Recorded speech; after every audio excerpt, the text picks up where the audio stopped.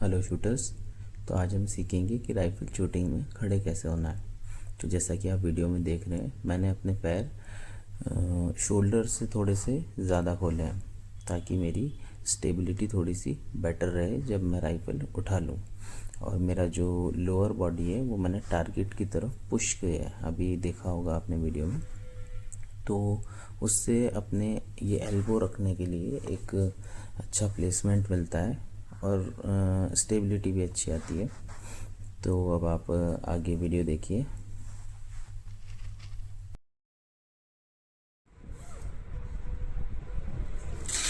तो अब आप लोग देखेंगे कि जैसा कि मैंने किट पहन लिया है और मैं शूटिंग स्टार्ट कर दी है।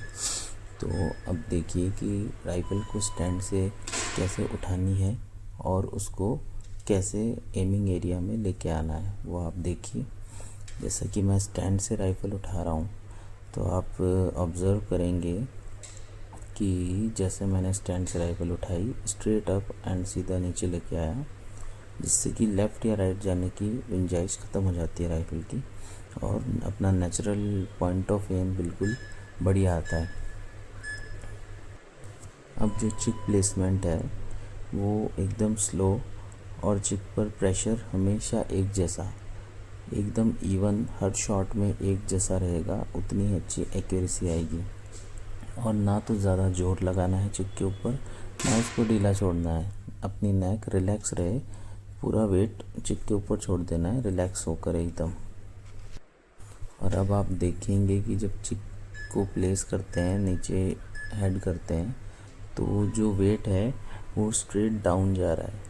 चिक के ऊपर स्ट्रेट डाउन वेट जा रहा है, ना कि ऐसे जा रहा है, ना कि ऐसे जा रहा है, स्ट्रेट डाउन। इससे आपका रिकॉइल बिल्कुल स्ट्रेट अप ऐसा आएगा और उससे फीलिंग बहुत अच्छी आएगी और शॉट भी इधर उधर नहीं जाएंगे। ग्रुप साइज़ बहुत छोटा रहेगा। अब हम देखेंगे कि हमें एमिंग कैसे करनी है और ट्रिगरिंग कैसे करनी है, जो कि बहुत इम्पॉर्टेंट है। तो हमें सबसे पहले एमिंग का देखना होगा कि एमिंग कैसे करी जाती है। तो जैसे ही आपने चिक प्लेस करा, उसके बाद आपकी नज़र पहले बैक साइड को करेक्ट करने में होनी चाहिए। जैसे ही आप चिक प्लेस करें, सबसे पहले अपनी बैक साइड जो होती है उसको मेंटेन करें। जो फ्रंट साइड का जो पूरा जो टनल होती है उसको आप बैक साइड के एकदम सेंटर में रखें। सबसे पहले देखिए ये सही है या नहीं, ये सही हो जाए, उसके बाद आगे बढ़िए।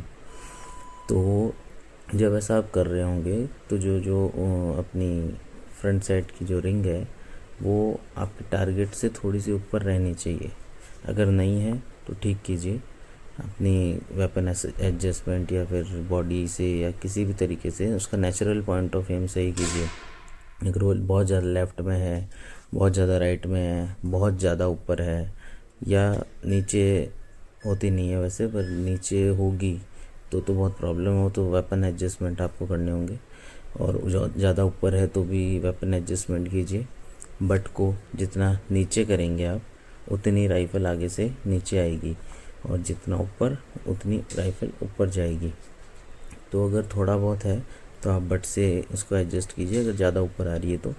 जैसे कि जहाँ पर अपन अगर स्यूस पे करते हैं तो स्यूस जहाँ पर ऊपर लिखा होता है स्यूस इतनी ऊपर नहीं होनी चाहिए, उससे थोड़ी सी नीचे हो। टारगेट और स्विच जहाँ लिखा हुआ उन दोनों के सेंटर में हो तो ठीक है। उतना अपन ब्रीथिंग से उसको नीचे ला सकते हैं। आप उसको ज़बरदस्ती कंट्रोल करके नीचे ना लाएं, उसको ब्रीथिंग से नीचे लाने की कोशिश करें। और साइड पिक्चर को सिर्फ ऑब्ज़र्व करना है, उसको कंट्रोल नहीं करना है। जब आप कंट्रोल करने लग जाएंगे तो प्रॉब्लम्स बढ़ जाएगी, मूवमेंट्स बढ़ जाएंगे, बहुत ज़्यादा प्रॉब्लम्स आने लग जाएगी आपको। अब यहाँ तक सब कुछ सही रहना चाहिए, तभी आप आगे का प्रोसेस अच्छा कर पाएंगे। तो ध्यान दें कि आगे की जो फ्रंट साइड रिंग है आपकी वो टारगेट से थोड़ी सी ऊपर रहे ताकि ब्रीथिंग से हम उसे नीचे ला सकें। अब करना क्या है, आपने बैक साइड मैच कर ली है, अब आपको देखना है फ्रंट साइड को। फ्रंट साइड देखते हुए बॉडी रिलैक्स करिए, उसको मसल से नीचे मत लाइए, अपने हाथ से उसको या फिर शोल्डर ऊपर करके उसको नीचे मत लाइए। वो सबसे बड़ी मिस्टेक्स शूटर्स करते हैं और उससे मूवमेंट्स बहुत ज़्यादा होते हैं, शॉट बहुत बाहर तक जाते हैं। आप कुछ मत करिए, आप सिर्फ बॉडी रिलैक्स कीजिए, ब्रीथिंग करिए, वो अपने आप नीचे आएगी। जैसे ही वो उसका रिंग का जो नीचे वाला पार्ट होता है वो टारगेट के टच हो जाए, आप अपनी ट्रिगरिंग स्टार्ट कीजिए। ट्रिगरिंग ऐसी होनी चाहिए, स्मूथ ट्रिगरिंग, ना कि झटका मार के करनी है हमको। जैसे हम नींबू निचोड़ते हैं तो ट्रिगर को स्क्वीज़ करना है, ना कि उस पर झटका मारना है।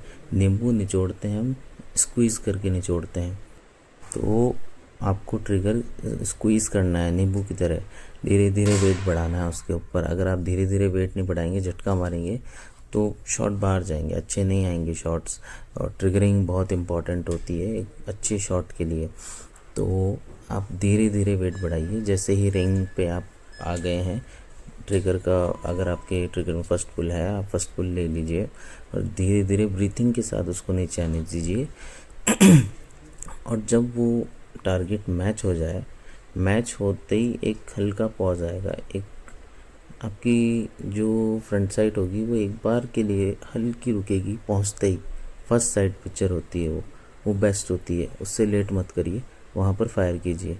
वहाँ पर जितना जल्दी आप फायर कर देंगे उतना अच्छा शॉट आपको मिलेगा। जो लोग बहुत लॉन्ग होल्ड करते हैं, लॉन्ग होल्ड करने से 10 में से एक शूटर या 2 शूटर की शायद शूटिंग अच्छी हो सकती हो, क्योंकि वो होल्ड करके उन्होंने चलाना बहुत सालों प्रैक्टिस करी है।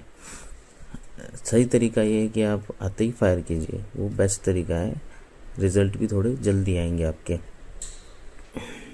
जो लगभग हर पे अप्लाई हो जाता है। पर एक घटना है हमारे महाभारत की, कि जब पांडव द्रौपदी के उस स्वयंवर में गए थे, तो वहाँ पर उसको अर्जुन को कहा गया था कि आप निशाना लगाइए। मछली ऊपर थी, नीचे उसको पानी में देख के ऊपर निशाना लगाना था। तो अर्जुन ने क्या देखा? अर्जुन ने ये देखा कि मछली वो हर बार घूम के किसी एक पॉइंट पर आ रही है। तो बस अर्जुन ही भी खोज पाया कि कहाँ निशाना लगाना है। ये बात मायने नहीं रखती है कि एम एरिया कहाँ होना चाहिए, क्या होना चाहिए। मायने ये रखता है कि आपका ट्रिगर प्रोसेस क्या है। आपका ट्रिगर प्रोसेस ही तय करता है कि आपका शॉट कहाँ पर फिनिश होगा या कहाँ पर शॉट आएगा। तो आपका ट्रिगर कहाँ स्टार्ट हो रहा है और कहाँ फिनिश हो रहा है। जहाँ फिनिश हो रहा है वो पॉइंट आपको अपने सबकॉन्शियस माइंड में बिठाना होगा। और सबकॉन्शियस माइंड कभी गलती नहीं करता है, वो देखेगा और सही फायर करेगा। और उसके लिए आपको बहुत सी ट्रेनिंग करनी होगी। टेबल शूटिंग में दिमाग में बिठाइए कि कहाँ पर आना है, फायर करना है।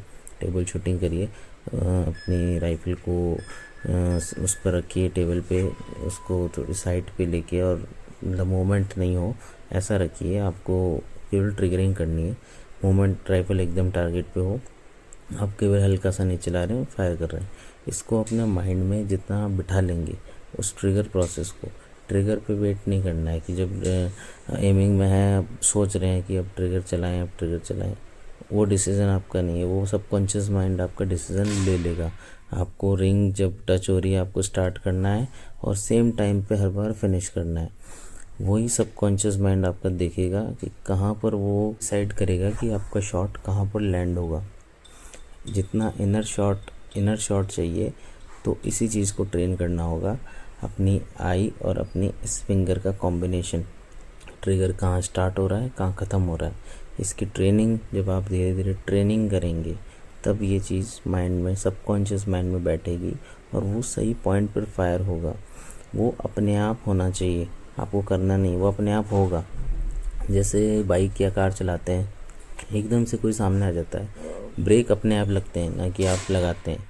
वो ऑटोमेटिक लगेंगे ही लगेंगे ब्रेक। तो ये सबकॉन्शियस माइंड लगाता है वो आपके ब्रेक। ऐसे ही शूटिंग होगी, जैसे ही एमिंग में आएंगे, आप पहुंचेंगे, माइंड अपने आप फायर करेगा, वो फायर कर देगा। आप उसकी टेंशन मत लीजिए, वो अपने आप होगा। इसको आपको बिठाना पड़ेगा सबकॉन्शियस माइंड में। इसकी ट्रेनिंग कीजिए। और एक बात ध्यान रखिए कि शूटिंग भले ही थोड़ी महंगी हो, पर इसके फंडामेंटल्स, जो इसका करने का तरीका है, वो बहुत सस्ता है, बहुत आसान है।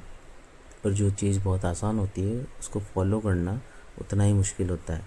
तो आप holding, aiming, breathing, triggering and follow through ये सब सही कीजिए।